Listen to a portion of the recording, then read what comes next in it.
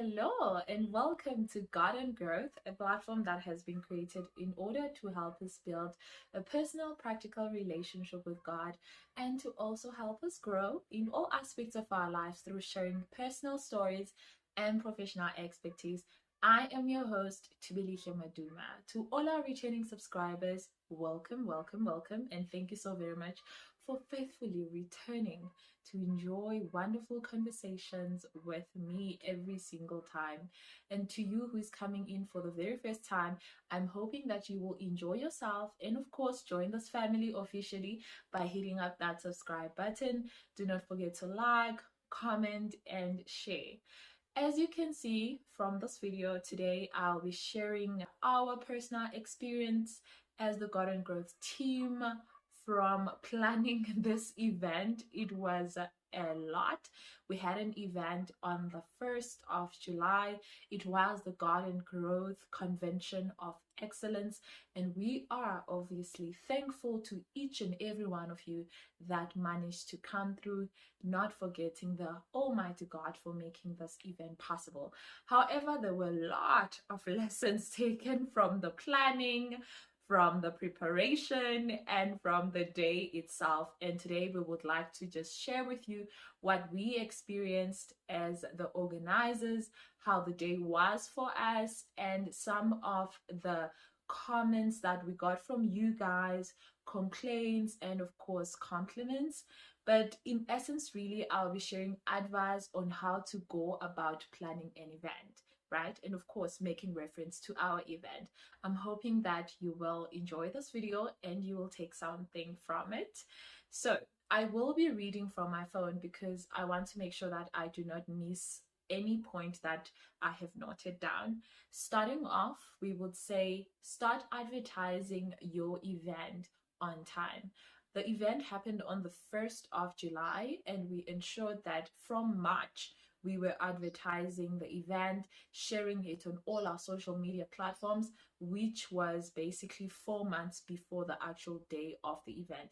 So when you're planning an event, a big event, particularly if you're also going to require some kind of money from people, ensure that you advertise it on time. Give enough room for people to rearrange their schedule and to actually commit to your event. Also encourage those who are part of the program, like your speakers, your musicians, to promote the event, especially just close to the event. So what we did is we didn't promote the event like 2 months earlier using the speakers or the musicians. We waited just close to the date so that if there is anyone who is not yet convinced that they should come, they can come in the name of that particular musician or speaker that they like. So a few days before the event, then we started sharing videos of promotions done by every participant that was coming through at the event. The other thing that we would say is find an appropriate venue that speaks to the kind of event that you are hosting. You cannot want a hippie, hypey type of event and then you want to go to a church environment, or want a churchy kind of event and then you go to a club. So ensure that the kind of events that you're hosting matches that kind of venue that you are searching for. Let your venue not be the one that guides you, but your event that guides you to the venue that you must choose. I'm hoping that makes sense. Brief your team and discuss roles and responsibilities on time so that there is no confusion on the day. This worked perfectly for us. We briefed each other on who is responsible for what, who is responsible for communication, who is responsible for setting up the stage, who is responsible for catering, for food, who is responsible for recording, which is the media team. So ensure that you brief your team on expectations on the day so that things can run smoothly. And also on the media team, give a clear mandate of what you would like them to capture so that it does not become an all over the place kind of recording and they do not miss on the important points that may be meaningful for recording the memories of that particular event. The other thing I would say is double and triple check your catering company. Even if you have worked with them 110 times, listen, anyone that was part of this event knows that that food was nothing close to what we expected. And sadly, we have worked with those people for close to 3 years now. I have personally known them, and they have never ever disappointed me before. So it was a huge embarrassment and humiliation to serve such food. First, it arrived late, round about 1.5 hours later. That's how late it was. It was not presentable at all. It was cold, and worst of all, it was in small portions. Now imagine how people felt, those who paid for this. It was such a disappointment, a great disappointment, to be honest. And I'm hoping that never happens to no one when you're planning an event, because as much as all the other things can be good and great, that one thing just messes up everything. And I tell you now, we had a great event, but because of food, it just messed up every other thing. We're having comments like, wasn't the theme excellence? What happened with the food?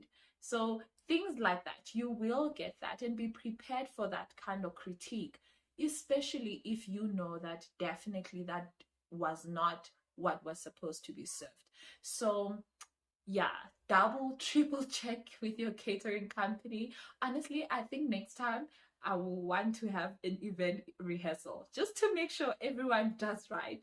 And if my team has to taste and retaste the food, then we definitely have to do that, because people paid for this food. And yeah, I'm even embarrassed to say that food was served at an event that we planned.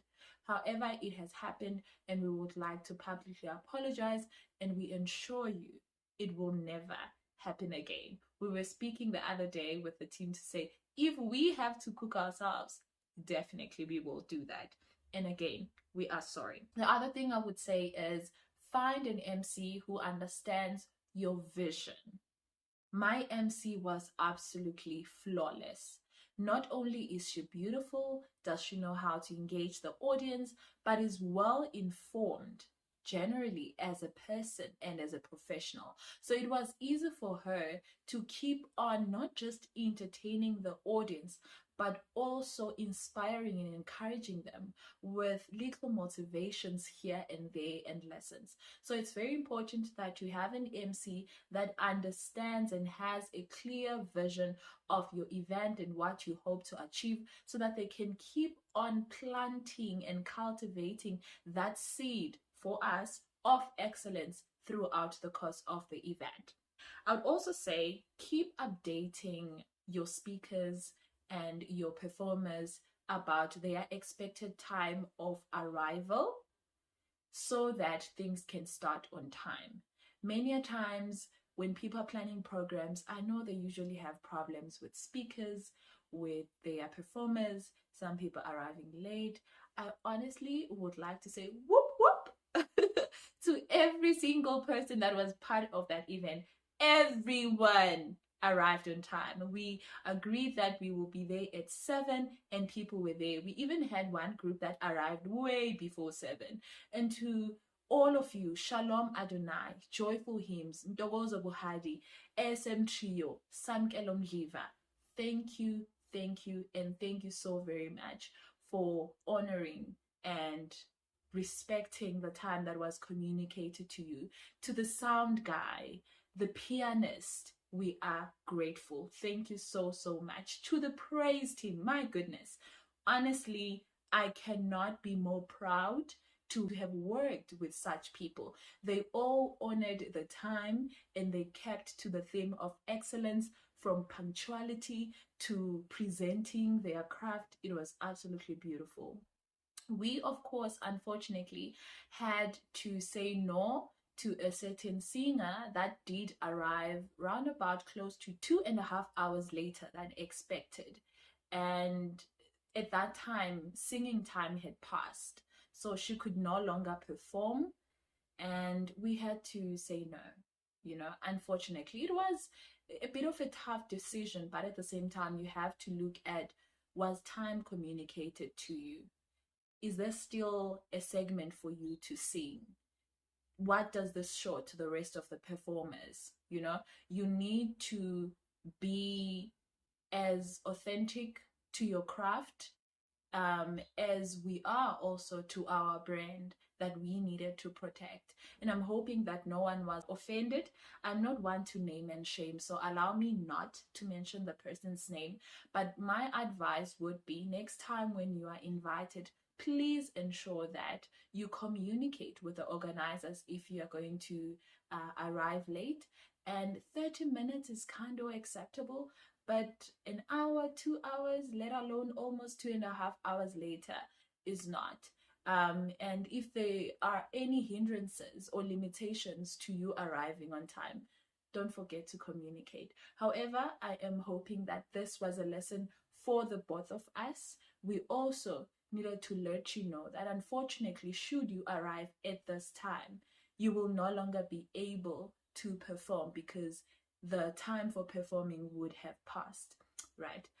Moving right along, I would say respect your performers and their craft as much as they respected your invite and they honored your invitation. Which brings me to my next apology. I would like to apologize to every other performer that was supposed to perform their third song.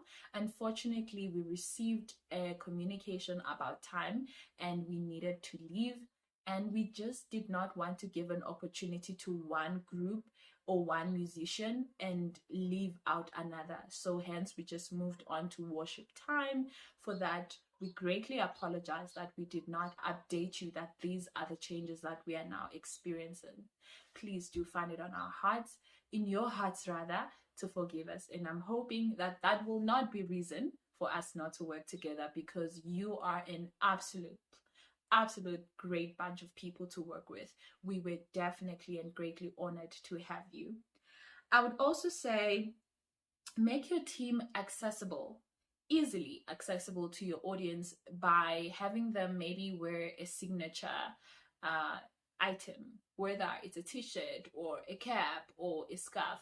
This will just help for easy identification in case any of the attendees need assistance with maybe the bathroom or parking. So ensure that your team is in some kind of uniform or has some kind of tag that people can identify with in order to be assisted. Second to last, I would say pray throughout the course of your event against any glitches, against any sorts of hindrances, any sorts of limitations that might come through, against any negativity, because hey, listen, the devil does not like God's things moving forward. So ensure that you pray throughout. I kept on running around from one point to another. Some of you saw me. I was just like, I would go and speak to someone, then I'll move alone in my own private space and just like have a little prayer. So it's important that you pray as an organizer throughout the course of the event to ensure that things run smoothly. Last but not least, enjoy yourself. It's your event. What you have prepared for others is also meant to feed you. So take a moment, breathe in, relax, listen to the speakers, enjoy the wonderful music, and be blessed. Because at the end of the day, what you hoped the others will experience is also meant for you. I'm hoping that these tips have been helpful, and should you decide to plan an event, you will be assisted using these pointers that I shared with you today. And if there's anything else that you believe we missed, particularly if you attended our event, do not hesitate on putting it on the comment section. We are one ministry that is willing to take accountability for our actions, and we do apologize if there's anyone that we stepped on their toes, anyone that we offended, anyone that we mistreated. And we would like to give a huge thanks to each and every person that came through honored our invite and came into an experience of worship and excellence with us. Until then, God bless and take care.